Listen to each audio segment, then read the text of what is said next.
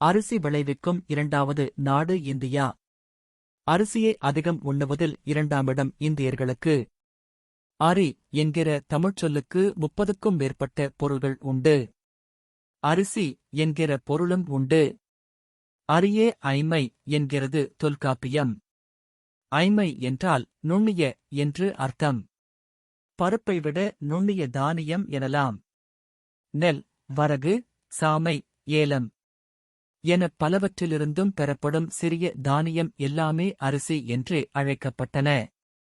அரபி மொழியில் அல்ரிஸ், லத்தீன் மொழியில் ஒரைசா, இத்தாலிய மொழியில் ரைசே, ஸ்பானிய மொழியில் அராஸ், ஜெர்மனியில் ரெய்ஸ், ஆங்கிலத்தில் ரைஸ் என்ற சொற்களுக்கெல்லாம் மூலம் மூத்த குடி மொழியான தமிழில் இருந்து தோன்றிய அரிசி என்கிற சொல்லே.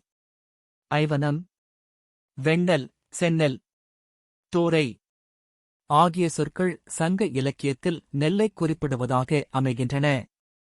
அடிசில், அமலை, அமிர்து, அயினி, அவி, உணா, உண்டி, கூழ், சதி, சாதம், தோரி, பருக்கை, புகர்வு, புழுக்கல், பொற்கை, பொம்மல், மடை, மிதவை, வல்ச்சி போன்ற சொற்கள் சங்க இலக்கியங்களில் சோறு அல்லது அரிசியைக் குறிப்பிடுகின்றன.